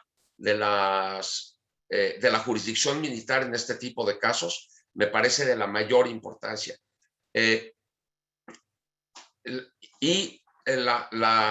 La declaración de la mala tipificación del crimen de desaparición forzada en aquel entonces contenida en el Código Penal Federal, que provocó el regaño por parte de la Corte de México y que a la larga y a la postre nos permitió tener una muy buena, aunque no es perfecta, ley general sobre desaparición forzada en la que tuve el honor y la responsabilidad de participar muy directamente en su confección Así que yo creo que ese caso en el que participé yo como perito, pues es otro de los momentos, digamos, estelares dentro de mi actividad pro bono. Y rápidamente, porque ya llevo 8 minutos hablando, quisiera mencionarles también otro caso que fue muy importante, que obtuvo su pírrico triunfo, pero como bien sabe Juan Francisco, pues estamos todavía en la lucha en contra de la militarización en este país, labor que yo he venido desempeñando desde el año 1998, en el que escribí mi primer ensayo jurídico criticando una decisión de la Corte Suprema de Justicia de la Nación sobre la participación de las Fuerzas Armadas en labores de seguridad pública. Yo participé como abogado del gobierno de Chihuahua para impugnar la constitucionalidad de la Ley de Seguridad Interior en las postrimerías del sexenio de Enrique Peña Nieto.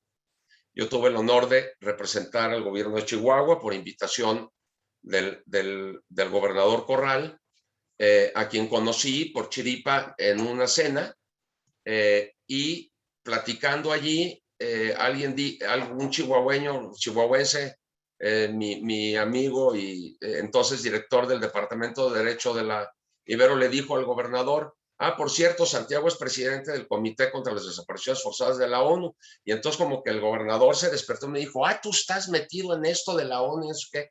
Nos pusimos a platicar y a la mera hora me terminó contratando para que yo redactara la demanda de la controversia constitucional en contra de esa ley en representación del gobierno de Chihuahua. Debo de decir que ese caso no lo llevé técnicamente o puramente pro bono, porque sí me llegaron a pagar algo de honorarios, muy poquito, pero sí me llegaron a pagar algo, así que digamos que no fue técnicamente pro bono, pero es un caso que me parece muy importante mencionar, porque también participé en la confección de la acción de inconstitucionalidad presentada por la Comisión Nacional de los Derechos Humanos, invitado por Rubén Pérez y por el entonces presidente de la Comisión Nacional de los Derechos Humanos, Luis Raúl González Pérez, y participé directamente en la redacción y confección de esa demanda, que ganamos pírricamente, porque antes de que se expidiera la sentencia ya el presidente electo estaba anunciando su famosa Guardia Nacional. Entonces, Seguridad Sin Guerra, junto con México Unido contra la delincuencia y otros actores, nos dimos a la tarea de participar de manera muy activa y muy fuerte y poderosa en el Parlamento abierto que se abrió ante el Senado de la República para derribar la propuesta militarizante completa que presentó el presidente. Y triunfamos en el sentido de que la parte definitiva de la Constitución, particularmente el artículo primero constitucional, quedó perfectamente bien y logramos nuestro cometido, quedó como queríamos que quedara.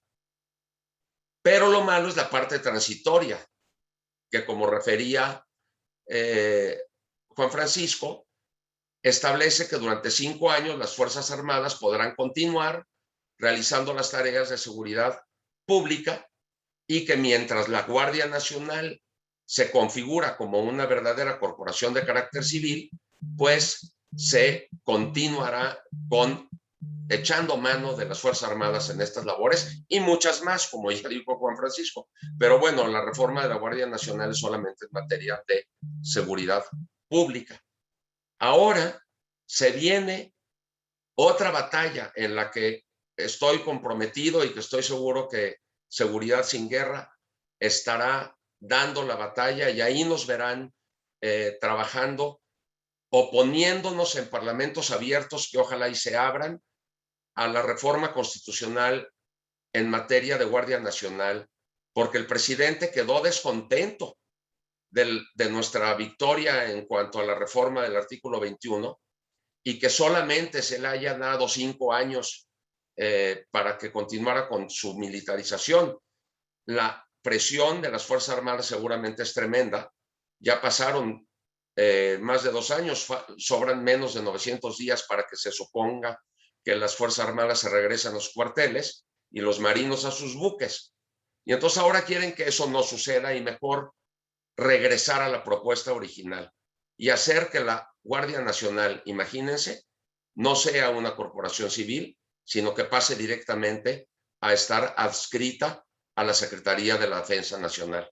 Eso sería verdaderamente terrible, la militarización más absoluta, la falta de civilización en todos los sentidos de las labores de seguridad pública y, por lo tanto, la misma tendencia que ha conducido a los índices de muertes por cada 100,000 habitantes a los que se refería Juan Francisco, que están por encima del 300% de como estaban cuando terminó el sexenio de Fox.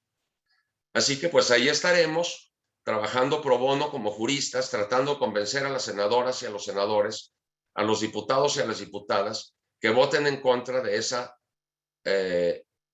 iniciativa de reforma al artículo 21 constitucional que llevaría a la Guardia Nacional a quedar adscrita en la Secretaría de la Defensa Nacional.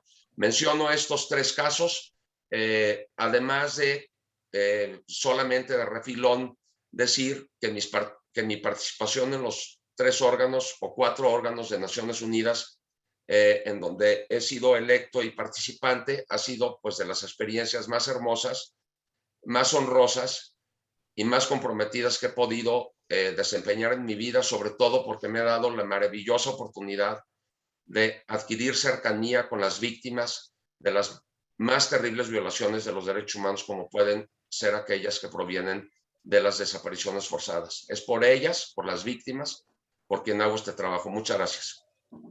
Al contrario, Santiago, muchas gracias por compartirnos tu experiencia.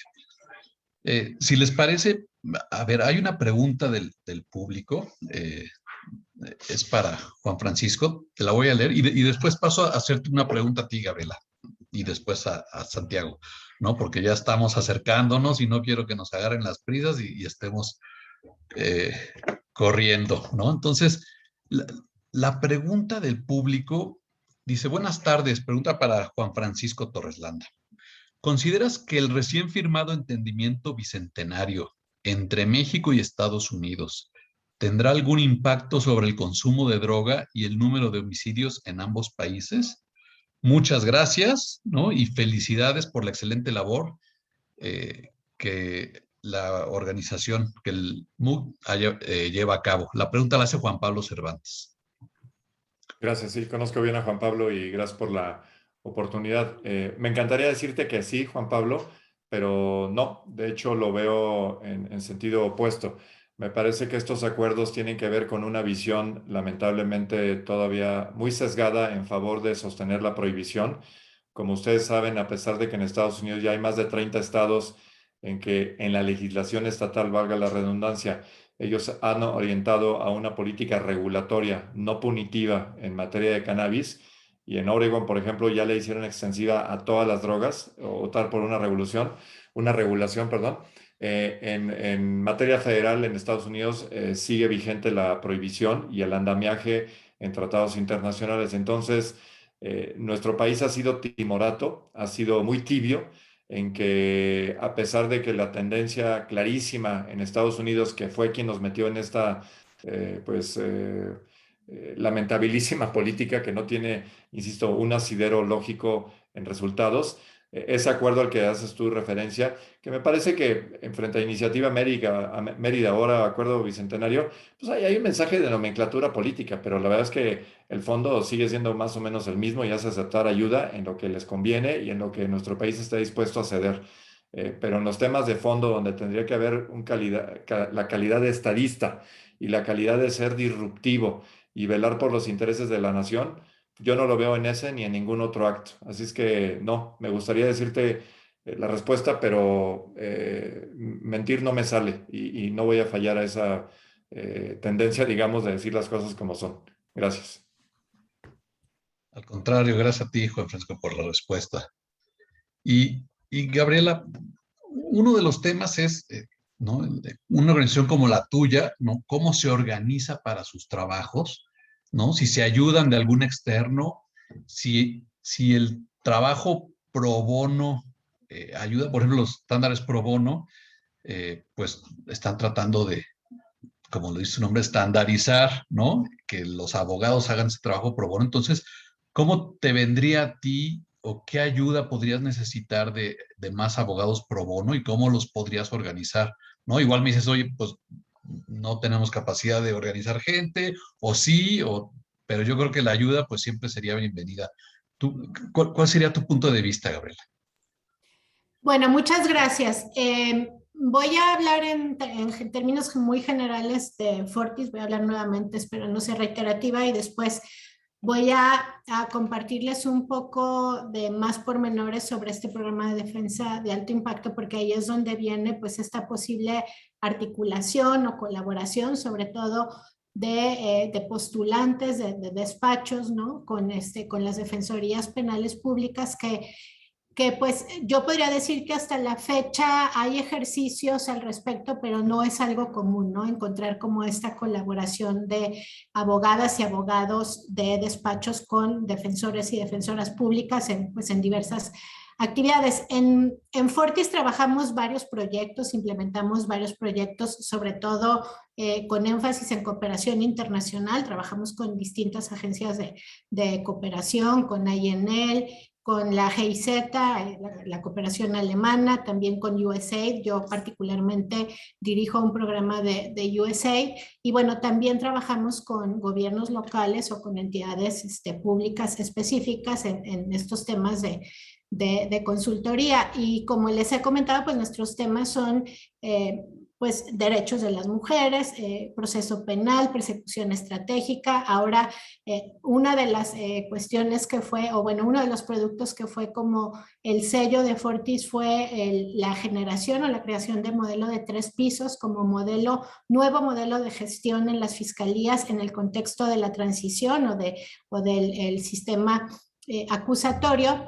Y bueno, y particularmente en mi programa que se llama JAVA, Acceso a la Justicia para Víctimas y Personas Imputadas, vuelvo a retomar el tema de este programa de defensa de alto impacto y comentarles qué es lo que hacemos en este programa, y ahí es donde espero darles la respuesta con relación a la articulación y al trabajo pro bono. En este programa de defensa de alto impacto estamos colaborando con 7 defensorías penales públicas del país. Esto es porque así es como está diseñado el programa que implementamos. Y en este programa, creo que les comentaba anteriormente, nosotros hemos desarrollado criterios para identificar casos en los cuales vamos a brindar asistencia técnica, me atrevería a decir integral, para estos casos que son, por decirlo de alguna manera, emblemáticos, ¿no? Hay violaciones flagrantes a los derechos humanos, hay violaciones flagrantes al debido proceso, violación institucional y sistemática hacia las mujeres, los derechos de las mujeres o ciertos grupos vulnerables. Y cómo nosotros proveemos esta asistencia que que procuramos que sea de manera integral, ¿no? Por ejemplo, lo que hacemos es asistencia técnica en cuanto al estudio del caso, investigación criminal desde la defensa, que es algo que tiene muy incipiente desarrollo, ¿no? Creemos que la investigación criminal es de las fiscalías, y no, las defensas también tienen que desarrollar investigaciones criminales. Esto también involucra el que nosotros facilitemos la intervención también de expertos y expertas forenses, porque bueno, las y los abogados tenemos una función específica en los procesos penales, pero necesitamos pues el enfoque multidisciplinario y sobre todo la intervención de expertos de otras disciplinas, pues tratándose ya de los casos en lo particular o en lo concreto.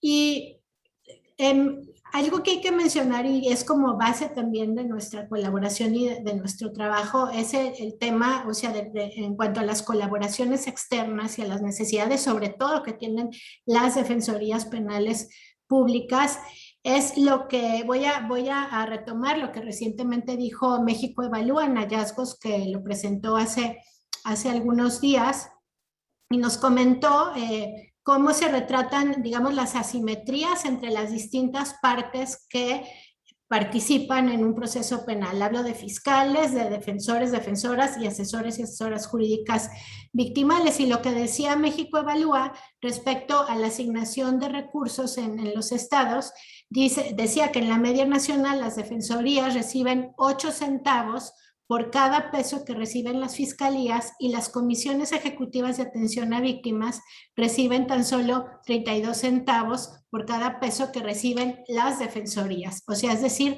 3 centavos por cada peso que recibe la fiscalía.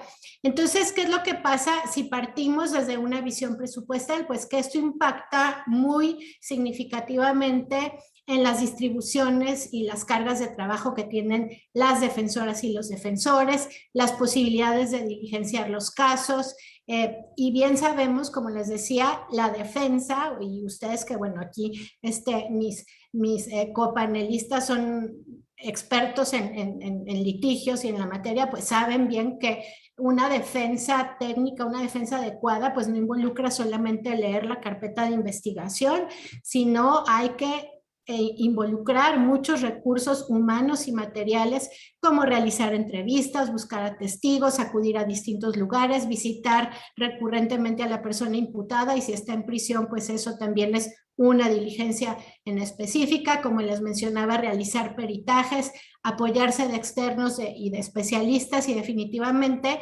las defensorías cuentan con presupuesto pues para pagar hacer los pagos de los recursos humanos que trabajan ahí, pero no para hacer todas estas diligencias que les estoy mencionando. Del caso que les comentaba anteriormente de esta mujer, que el caso fue hace pocos días, pues yo les puedo decir que gracias a la intervención de expertos forenses externos se pudo lograr también la absolución, porque si no, pues era imposible desacreditar, por decirlo de alguna manera, pues los dichos o la investigación que presentaba la fiscalía desde sus propios pues peritajes y desde sus propias pruebas, ¿no? Y bueno, no quisiera ser reiterativa con relación a lo que les comentaba de cómo es que nosotros seleccionamos estos casos, brindamos este acompañamiento, también procuramos y colaboramos en la formación de equipos de trabajo en suerte de task forces para casos específicos, para dar el seguimiento, para hacer investigación criminal, para corroborar los dichos de la fiscalía. Y pues cuando es posible y cuando vemos necesario, también facilitamos conversatorios, por ejemplo, con jueces, juezas, fiscales, asesores y asesoras jurídicas, para conversar sobre alguna práctica que habría que corregirse o alguna práctica destacable que nosotros observamos pues en las audiencias, ¿no? En las audiencias que ocurren cotidianamente. Creo que es importante considerar que más del 90% de las causas penales están sobre las espaldas, ahora sí lo digo, de las entidades, de las instituciones locales, del sistema de justicia local. Y bueno, pues ahora escuchaba yo a Santiago también sobre el tema, yo diría, de las batallas perdidas, no de la guerra. En nuestro caso, nuestra batalla perdida ha sido pues también la prisión preventiva oficiosa. También hemos colaborado de manera muy pues significativa y activamente en visibilizar las arbitrariedades cometidas a través de la imposición de la prisión preventiva oficiosa. También participamos contra la última reforma del 19 constitucional, que bueno, que aumentó muchísimo pues este catálogo de delitos graves, como malamente le llaman, ¿no? De prisión preventiva oficiosa. Y también trabajamos muy de cerca con las unidades de medidas cautelares, bajo el postulado de que no solamente es importante fortalecerlas institucionalmente, sino visibilizar que se pueden afrontar procesos penales en libertad, y que estas unidades, que si bien son jóvenes, pues están funcionando de manera correcta, de manera pues también muy distinta en cada entidad, pero que son fundamentales. Yo siempre he dicho que es un órgano vital para el funcionamiento de los sistemas de justicia. Y por último, pues en el tema de colaboración pro bono, pues nosotras, si encontramos vías de colaboración de despachos jurídicos, no solamente en casos, sino en capacitación, en fortalecimiento, incluso en acompañamiento de casos, pues siempre son también bienvenidos, ¿no? Al final de cuentas, creo que cualquier abogada y abogado, lo que nos interesa es tener enfrente y trabajar ante sistemas de justicia penal con los mejores estándares de calidad, de profesionalismo, y digo, bien sabemos que en otros países el trabajo pro bono es obligatorio, o sea, es algo que es parte del ejercicio de la profesión, ¿no? Entonces creo que es otro de los temas o de las asignaturas pendientes que tenemos, hablando en términos generales como profesión y como sistema de justicia, pero en tanto, si nosotros encontramos colaboraciones, pues las vamos articulando, ¿no? Concluyo un ejemplo, ahora estamos teniendo una experiencia maravillosa, por ejemplo, en la ciudad de Monterrey con TechSalud, que están apoyando en este caso, las comisiones de víctimas, que también trabajamos con las comisiones de víctimas, sobre todo en brindar servicios de salud a las víctimas, que es también un tema de acceso a la justicia. Y la verdad es que ha sido sumamente interesante porque pues han aprendido conjuntamente, incluso el personal de CEAP, desde temas médicos, desde temas de primeros auxilios y demás, y también a la inversa, pues el personal de TechSalud, por ejemplo, sobre temas de justicia y de atención victimal. Muchas gracias, Gabriela. Y prácticamente, pues, para cerrar la opinión de cada uno de estos, de los panelistas, Santiago, en un par de minutos, ¿qué me dices, ya hablando del título del panel, ¿no? Impunidad y corrupción y el trabajo pro bono. ¿Cómo los ligas, no? ¿Qué concluirías o qué idea nos das para cerrar? Bueno, antes de otra cosa, además de rendirle tributo a mi despacho, como ya lo hemos hecho con Francisco y yo, también quiero rendir tributo a la Universidad Iberoamericana. Si no fuera por ella, por los valores que me infundió en razón de la defensa de los sectores de la población más vulnerables y marginados, y la oportunidad que ella misma me brindó de fundar el programa de Derechos Humanos de esa universidad y fundar la maestría en Derechos Humanos de esa universidad y trabajar en la coordinación de esos programas durante más de 8 años, no hubiera podido hacer absolutamente nada de lo poquito que he podido hacer y que he descrito aquí. Es gracias a ella y por ella que he podido realizar estas funciones. Y tomando las palabras que acaba de mencionar Gabriela en relación con la prisión preventiva y el arraigo, pues hay que estar pendientes de que ya ha llegado un caso ante la Corte Interamericana de Derechos Humanos de México, que es el caso, perdón por la pronunciación, pero es complicado, el caso Zombaxle de Pile y otros contra México, en donde los representantes de las víctimas me han pedido que acompañe ese caso junto con ellos, probablemente como perito, para ver si la Corte Interamericana de Derechos Humanos le dice a México que la resolución derivada de la contradicción de tesis 293, que dice que las normas que contengan restricciones a los derechos humanos que estén contenidas en la Constitución son las normas cúspide en nuestro orden jurídico, pueda revertirse. Así que pues ese trabajo también me he comprometido a realizarlo ahí sí 100% pro bono, acompañando a las víctimas y esperando que la Corte se pronuncie en ese sentido. Ahora, en cuanto a impunidad y corrupción, en muchas ocasiones el gobierno de México, por ejemplo el gobierno de Peña Nieto y el gobierno de Calderón, se enfurecían cuando las instancias internacionales mencionaban que en México, por ejemplo, la práctica de la tortura es una práctica generalizada, o que en México existe un contexto de desapariciones generalizadas en gran parte del territorio nacional, muchas de las cuales pueden caracterizarse como desapariciones forzadas. Bueno, pues si se enoja el gobierno cuando se dice que estas prácticas son generalizadas, En el caso de la impunidad de estas prácticas, en el caso de tortura y de desaparición forzada,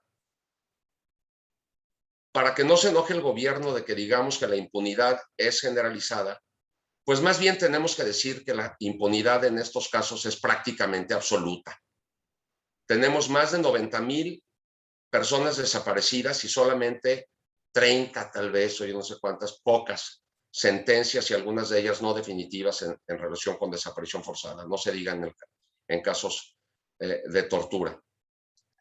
Y la impunidad, por desgracia, está íntimamente relacionada con la corrupción. Me honra mucho ser integrante del Consejo Consultivo de Impunidad Cero, en donde han hecho trabajos importantísimos en el análisis de la impunidad de las graves y generalizadas violaciones de derechos humanos que la tragedia humanitaria en la que está revolcado el país tiene. Eso es lo que podría decir.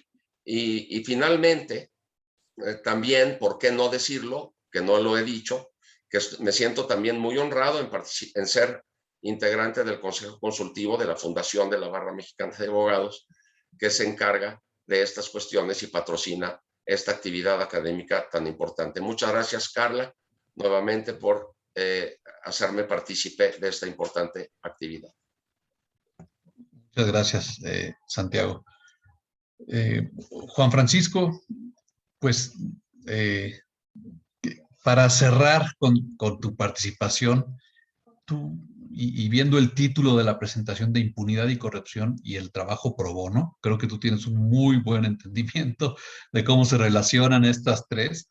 ¿Qué nos puedes decir o qué conclusión darías tú, ¿no? En tu participación? Pues mira, a mí me gustaría cerrar porque si no van a pensar que después de estos seminarios hay que tomarse Dramamines o una carga especial de analgésicos, etcétera. A mí me gustaría cerrar con un tono positivo.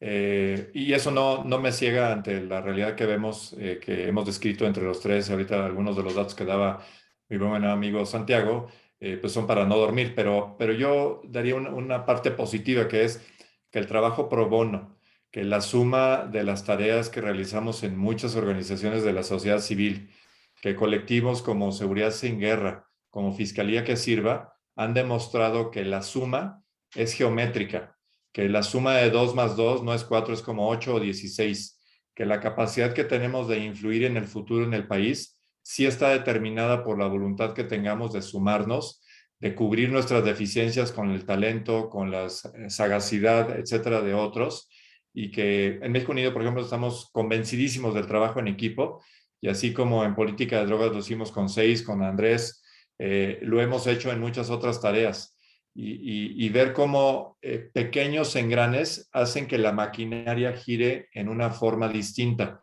Decía yo, por ejemplo, que hicimos pues adentramiento, esta interacción directa con este cuadrante ahí en el centro, donde la policía misma dice, no, ahí no se puede entrar porque pues, es demasiado peligroso. Hablando con los líderes comunitarios, hablando con los vecinos, hablando con jóvenes, encontramos que simplemente con 2 o 3 cambios en la dinámica de comunicación, en la interacción con autoridades, etcétera, sí se podría cambiar lo que para muchos era una tarea perdida. Y en materia de semanas, la incidencia, el número, digamos, de denuncias, la calidad de las investigaciones, etcétera, cambió radicalmente, porque recuerden que dije que los espacios se llenan. El binomio autoridad-ciudadanía, en el momento en que se separa, el espacio lo llena quien no quiere que la ciudadanía y las autoridades caminen de la mano.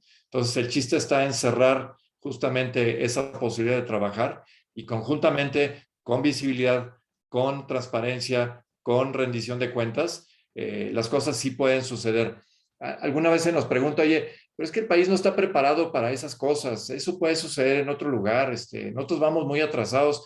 No, yo no creo en eso, yo creo que el ADN del mexicano es creativo, no por nada somos el primer socio comercial de Estados Unidos, no por nada somos los que tenemos la calidad más alta, por ejemplo, en manufactura automotriz a nivel mundial, no por nada tenemos la capacidad de hacer todo bien, no por nada somos grandes empresarios cruzando la frontera. es una cuestión nada más de poder hacer que nuestro entorno funcione mejor.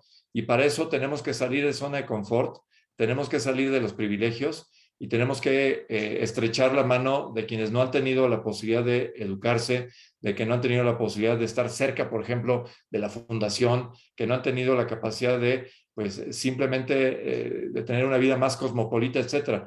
Y lo digo en descargo de que tenemos que compartir. Entonces, si nos sumamos, si ubicamos las verdaderas causas de los problemas y si confiamos que la ciudadanía somos los rectores, porque a los políticos los contratamos temporalmente, son nuestros empleados. No hay que pensar que hay una situación, digamos, de jerarquía, ni mucho menos. Respeto institucional, sí, pero sumisión o temor reverencial, por supuesto que no. Los dueños del balón somos los que pagamos los impuestos, los que estamos, digamos, proponiendo que haya fuentes de trabajo, etcétera. Entonces, mientras eso tengamos ese convencimiento, yo pienso que los problemas son pequeños y que los vamos a resolver todos. El problema es un poquito como la película esta de los insectos, ¿no? Que llegan los grillos, que además hace sentido, son grillos, y tienen sometidas a las hormiguitas. Y las hormiguitas no saben de lo que son capaces hasta que se unen y echan los grillos fuera. Y en cuestión de segundos se dan cuenta, oye, no, pues los dueños del balón somos nosotros, somos los que trabajamos, generamos la comida, tenemos las reservas, etcétera. Nosotros vienen aquí nada más a destrozar. Y soy muy respetuoso de la autoridad, ¿eh? Yo creo que deben ser hormiguitas. El problema es que en ese sentido de la película, el problema es cuando se vuelven grillos. Entonces ahí ya no funciona la ecuación. Pero tenemos dignísimas autoridades. Señalaría principalmente policías. Nosotros hemos trabajado de la mano de muchísimos policías que en condiciones ínfimas, que con pagos realmente desastrosos, sin condiciones de seguridad médica o de vida, habitación, etcétera, se rifan la vida por nosotros. Tendríamos que hacer más por sectores como esos, que merecen todo nuestro reconocimiento y todo nuestro apoyo para que este país funcione mejor. Pero de que tenemos el potencial y de que podemos salir adelante, no tengan ni el menor duda y el menor ápice de cuestionamiento. Podemos levantarnos todos los días pensando qué debemos hacer para que el país camine en un mejor sentido. Y no nos conformemos con ejercer el derecho de voto, que obviamente es una obligación, pero alguien me dice, no, yo ya voté, yo ya cumplí como ciudadano. No, o sea, ese es un ingrediente de una lista, un checklist mucho más amplio.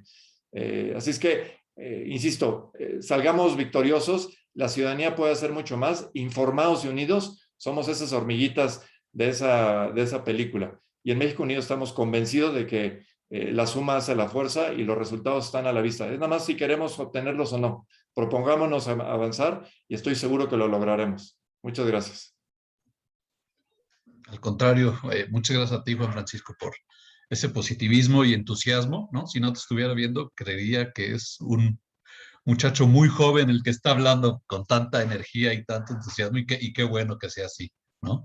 Gabriela, para cerrar tu participación, algo que quieras concluir en un par de minutos y dar luego pie a Raúl Ibarra que nos dé las conclusiones. Gracias, Gabriela.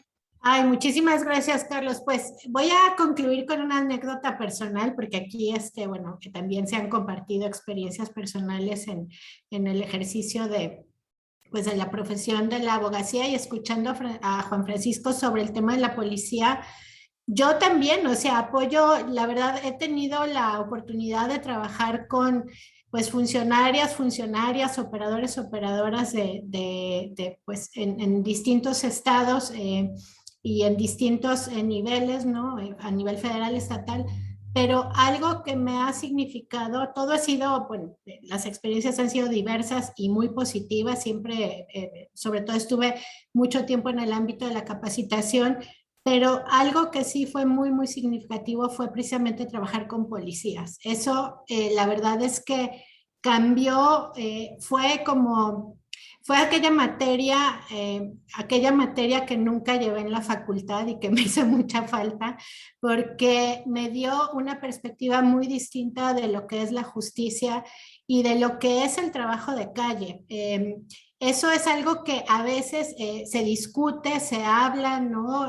Se califica o se descalifica, pero bien como decía Juan Francisco y me sumo pues a lo que comenta, la policía tiene tiene un rol fundamental en sus distintas, en los distintos niveles, municipal, obviamente estatal o federal, tienen un rol fundamental y son personas que están trabajando y son personas que están en la calle y son personas que están arriesgándose y son personas que trabajan sin recursos, sin reconocimiento y con la descalificación social enfrente, ¿no? Entonces sí, tenemos que trabajar mucho, es una asignatura pendiente. Yo sé que quizá mis palabras no abonen mucho a esto, pero lo tenemos que seguir poniendo sobre la mesa, ¿no? Es algo pues muy, muy importante y pues solamente pues para cerrar, también me sumo a esta idea de articular esfuerzos y sobre todo quiero hablar del tema de sociedad civil, que es un tema también que está pues muy ahora sobre la agenda, ¿no? La participación de la sociedad civil y justo entender uno que la sociedad civil es muy diversa, la sociedad civil tratándose de personas que trabajan en temas de justicia o en algunos otros temas es sumamente diversa, actúa de manera sumamente heterogénea también y atiende a distintos temas, a distintos intereses, a distintos ámbitos, pero lo que sí es cierto y sobre todo aquí retomo pues el enfoque de la nueva gobernanza, ¿no? Y pensar que estamos en un estado democrático, debemos de participar, o sea, el Estado o las instituciones gubernamentales no son capaces de resolver todos los problemas sociales y la participación, hablo en temas de justicia y en algunos otros temas, ¿no? Hoy desde luego estamos hablando de temas de justicia, pero la participación del sector privado, no quiero hablar solamente de las organizaciones de la sociedad civil, sino del sector privado, son fundamentales estas participaciones para resolver los problemas sociales y en la medida que haya mejores mecanismos de articulación, mejores entendimientos, un mejor entendimiento sobre el funcionamiento en redes, porque al final de cuentas gobierno y sector privado funcionamos en redes y vamos evolucionando día tras día, vamos transformándonos, pues podremos realmente resolver los problemas sociales que, bueno, que creo que hay muchísimos, pues actualmente, ¿no? Y más ahora a partir también de la pandemia y de la contingencia por COVID y desde luego, pues los temas de justicia que ojalá estemos un día aquí nuevamente nosotras y nosotras pensando, ¿no? Que ya la lista de asignaturas pendientes está prácticamente en cero, pero bueno, quizá estamos muy lejos de llegar a ese día y pues por lo pronto será algo que en lo que ahora sí asumo que es algo que tenemos en común aquí quienes estamos presentes, pues estaremos trabajando y seguiremos dando lata, ¿no? Al respecto. Muchísimas gracias, Gabriela. Y tus palabras sí abonan y tus acciones abonan y ponen el ejemplo, ¿no? En mucho mayor medida, ¿no? Muchas gracias a los tres participantes. Ahora, Raúl, pues te toca dar las conclusiones de este panel. ¿Qué nos puedes contar? ¿No? Estuvo, la verdad, buenísimo. Yo les agradezco mucho y dejo a Raúl dar las conclusiones. Va a estar muy fácil porque lo hicieron espectacularmente bien. Los que no conocían, yo tenía el gusto de ya conocer las actividades de estas tres instituciones, pero los que no conocían seguramente quedaron prendados de lo que cada una de ellas hace. Y lo que es más importante, cada uno tiene una motivación personal. Y primera conclusión, es tiempo de héroes. En este momento, es tiempo de héroes. Y en cada una de estas organizaciones hay héroes. Y cada uno de nosotros puede ubicarse en ellas o en muchas otras. Estoy recordando otro de los eventos que hicimos en el mes pro bono, por ejemplo, el de diversidad, inclusión y equidad de género, en donde también hay estas instituciones en donde están focalizadas 100% todo lo relacionado con los derechos de las personas. Puede ser que a alguien no le lata meterse al tema penal, porque es difícil.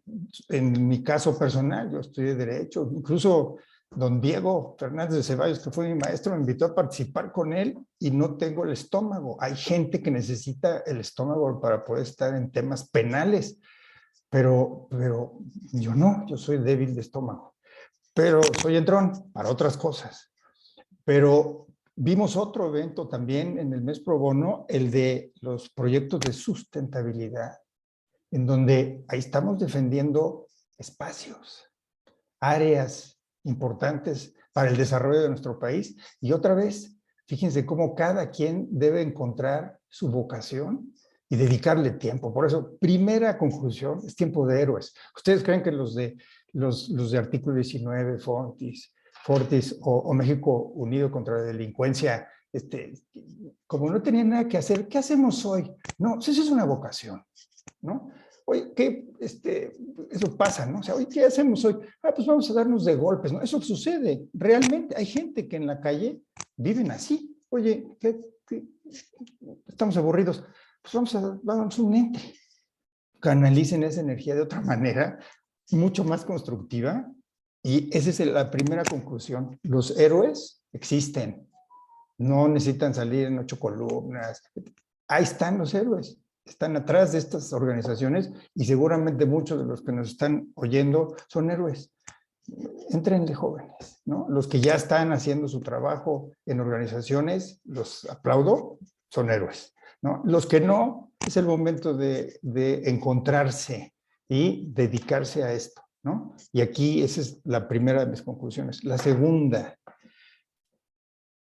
no podemos hacer las cosas solos. Necesitamos la orquestación, necesitamos la colaboración, necesitamos la multidisciplina unida en un solo esfuerzo. Común es en donde, como se mencionó, mis virtudes van a suplir los defectos de aquellos a los que apoyo y aquellos que apoyan van a suplir todos los defectos que yo tengo con las virtudes de esos. Entonces, es una suma. Nadie es perfecto. Todos tenemos pros y todos tenemos contras, pero nuestros pros deben ser muy poderosos. El chiste es que tengamos confianza en ellos y que los demás nos van a apoyar si sabemos tener esa congruencia de encontrar a nuestros pares. Y de esa manera es como podremos hacer lo que se ha logrado a través de estas instituciones. Y la tercera, y aquí es en donde nuestra sociedad civil tiene mucha responsabilidad, esos que dicen que nada más votan y ya cumplieron, no. No implica nada más votar. ¿Qué responsabilidad asumes cuando votas y eliges? Tienes que vigilar, tienes que preocuparte de qué se hace con tus recursos. ¿Pagas impuestos? ¿Eres gente decente? ¿Qué crees? Tú, como lo dijo Juan, ellos son nuestros empleados. Fíjense el término que se le da al presidente, el primer mandatario. ¿Saben qué es eso? Los abogados lo sabemos perfectamente, ¿no? El mandante y el mandatario, el apoderado, ¿no? Y el poderdante. ¿Quién está dando poder? Nosotros. Y entonces, ¿qué es lo que hace falta? Que esas autoridades hagan su trabajo. Ya lo dijeron aquí en distintas formas, pero las autoridades no hacen su trabajo. Les da miedo, lo dijo muy bien Juan, porque no tienen compromiso político. Y el compromiso político implica el te tomo en cuenta, entiendo lo que me estás pidiendo y mi función es hacer lo que tú me pides, porque somos los mandatarios, somos los mandantes y ellos son nuestros mandatarios. Así es que, uno, somos héroes jóvenes, tenemos que salir jóvenes, mi querido Carlos, porque las canas muchas veces son simplemente un look, pero la juventud, acuérdate que no está en la apariencia, sino está en el corazón. Y por eso todos los que estamos aquí somos unos chavos, si no, no estaríamos, como dice Juan, quemándole horas al sueño para poder sacar, por un lado, la facturación y por otro, todo el trabajo pro bono. Somos chavos con mucho empeño. 2, necesitamos trabajar en conjunto. Y 3, exigirle a nuestras autoridades. Eso es lo que logra que se articulen las mejoras regulatorias, que es de lo que hemos estado hablando. La mejora regulatoria, las mejores leyes para beneficio de México y de los mexicanos. Me congratulo muchísimo de haber estado escuchando a estos excelentes ponentes. Gracias por tu coordinación, Carlos, muy amena, muy ágil, y no me queda más que agradecerles a Carla por la invitación y a todos nuestros amigos de Estándares Pro Bono por estos eventos, y no se pierdan el que sigue, que es, que creo que se llama Derechos Humanos, sí, Derechos Humanos y Trabajo Pro Bono, que seguramente será otro hitazo como los anteriores, y incluido el que me ha tocado concluir. Les agradezco mucho su oportunidad que me brindaron. Muchas gracias. Muchísimas gracias, Raúl. Coincido plenamente con tus comentarios, con tus conclusiones. Sin duda hay que tener mucha fuerza, mucha paciencia, pero también mucho corazón para los desafíos que nos enfrentamos todos los días. Pero como bien se comentó en esta mesa, con el poder de las redes y con el poder de los que estamos y de las y que los estamos convencidos que esto puede cambiar, pues podremos hacer la diferencia. Muchísimas gracias. También muchas gracias a Carlos por su excelente participación como moderador, y por supuesto que a nuestros invitados. Y les pediría por favor si podemos pasar 2 láminas. Recuerden que si ustedes requieren asesoría legal pro bono, pueden acercarse, conocer lo que son los estándares pro bono, y también ya sea brindar apoyo pro bono o solicitar apoyo pro bono, lo pueden hacer a través de las 3 clearing house que en este momento se están proyectando en la pantalla. Para nosotros será un gusto poder apoyarles. Y bueno, recordarles, como dijo Raúl, que desafortunadamente el próximo miércoles termina el mes pro bono, pero sin duda nos está dejando grandes enseñanzas y grandes aliados para este gran trabajo que todos los que estamos aquí presentes estamos impulsando. Cuando entramos, también pasamos la lámina con los agradecimientos a las firmas de abogados, a los colegios y a las organizaciones que empujan este movimiento. Si es posible, pediría por favor que la podamos presentar rápidamente. Ahí está. Muchísimas gracias a todas y a todos por hacer esta diferencia. Los invitamos a que nos acompañen el miércoles que sigue, y como siempre es un gusto saludarles desde los estándares pro bono. Muchas gracias y bonita noche.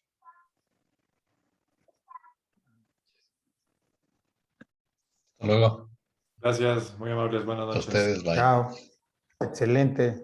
Magnífico, Muchas gracias Carlos y Raúl por sus Ustedes. conclusiones. Gusto con Francisco verte como siempre. Y lo de héroes Hasta no luego, es, Gabriela. lo de Adiós, héroes no es Ivette. rollo, Adiós, jóvenes, Lilia. ¿eh? Adiós, Lo de Carla. héroes no es rollo, Saludos, es buenas auténtico. Que sigan bien, Muchas gracias. que sigan Gracias, sanos. Raúl. Gracias a Hasta todos. luego. Que estén muy Un bien. excelente